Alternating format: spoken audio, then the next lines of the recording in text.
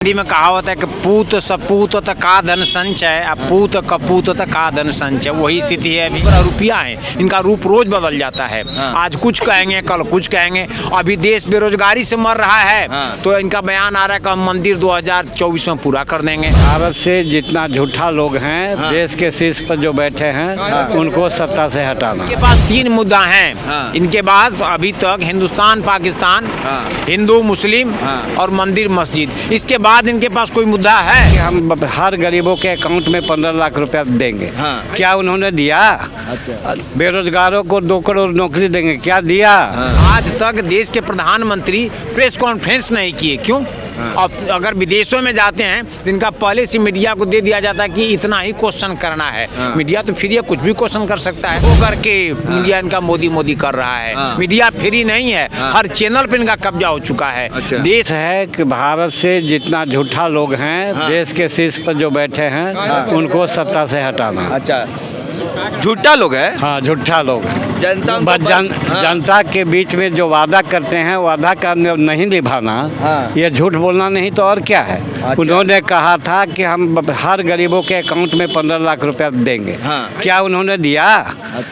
बेरोजगारों को 2 करोड़ नौकरी देंगे, क्या दिया?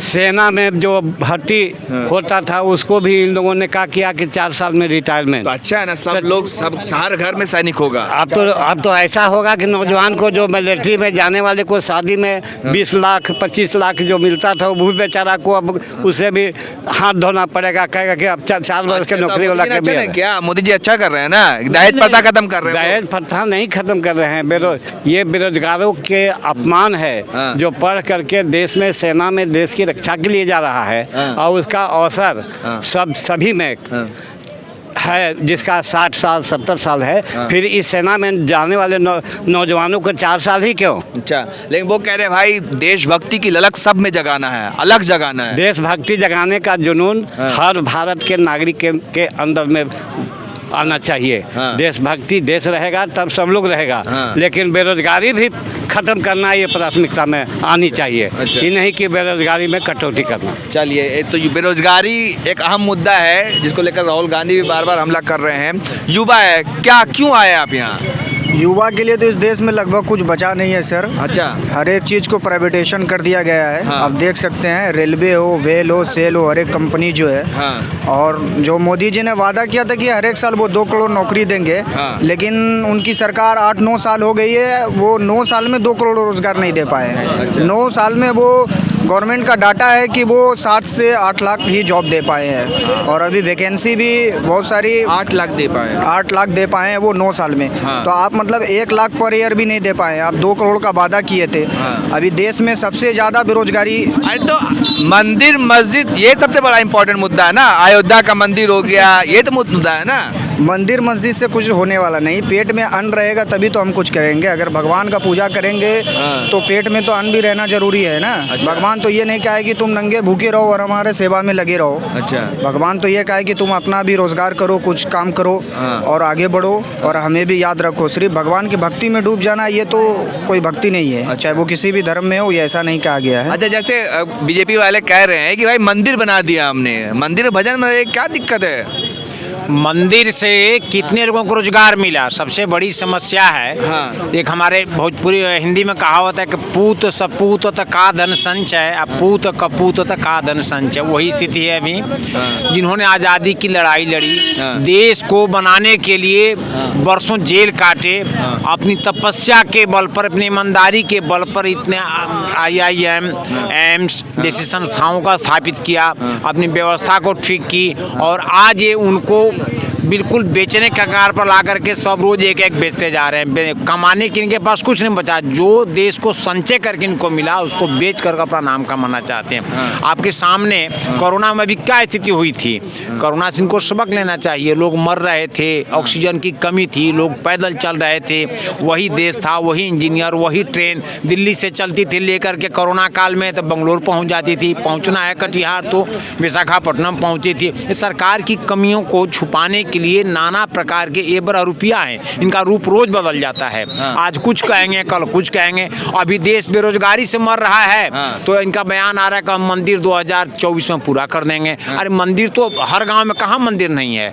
कई गांव में मंदिर ऐसे हैं जहां लोग पहुंच नहीं पाते हैं, पूजा पाठ नहीं हो रहा है। मंदिर तभी होगा पहले बेरोजगारी, देश की जो जरूरी समस्या है उससे इसको उबारा जाए। देश की हमारी अर्थव्यवस्था चरमरा गई है, देश में ऐसी ऐसी बेरोजगारी पनप गई है कि लोग रोड पर आ रहे हैं, भूख से तड़प रहे हैं। अच्छे दिन आ गए हैं, राम राज आ गया है। यही अच्छा दिन है, यही अच्छा दिन है कि लोग रोड पर आकर खड़े हो गए हैं। रोज बेचैन युवाओं के लिए अभी एक अग्निवीर निकाल दिए, जो अग्निवीर का कोई मतलब नहीं था।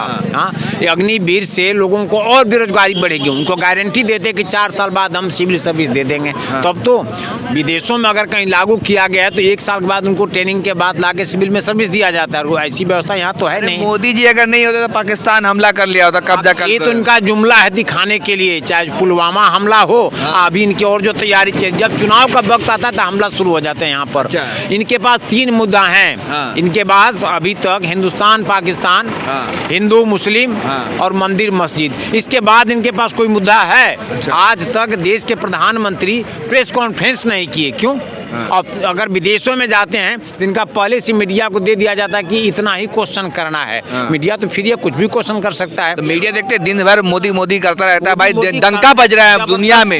मीडिया के ऊपर इनका इतना दबाव है कि भयभीत होकर के मीडिया इनका मोदी मोदी कर रहा है। मीडिया फ्री नहीं है, हर चैनल पर इनका कब्जा हो चुका है। देश आज एक क्या कहते हैं उसको, हम इमरजेंसी के दौर से गुजर रहे हैं। इमरजेंसी डिक्लेयर नहीं, लेकिन हम इमरजेंसी के दौर से गुजर रहे हैं।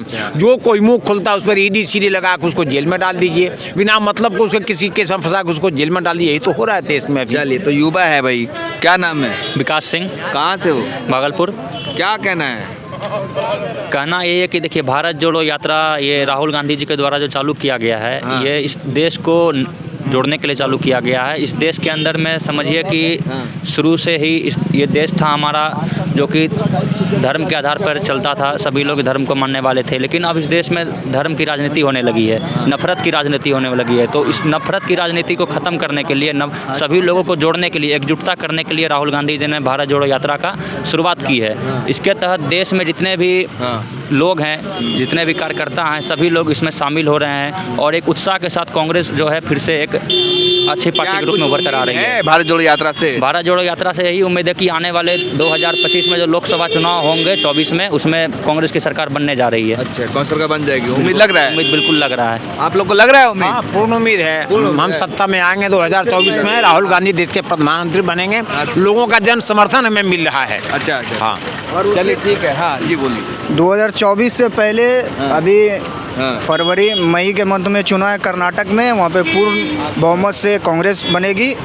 और फिर 9 राज्यों में चुनाव है, उसमें से लगभग में कांग्रेस की सरकार रिपीट करेगी। छत्तीसगढ़ हो, राजस्थान हो, जोश है पूरा जोश है। राहुल गांधी जो है वो पूरा जोश के साथ कांग्रेस को खड़ा कर दिए और देश भी उनके साथ है। आप न्यूज़ वाले हैं, खुद देखे होंगे कि बीजेपी के कार्यकर्ता भी उनका स्वागत में लगे हुए हैं।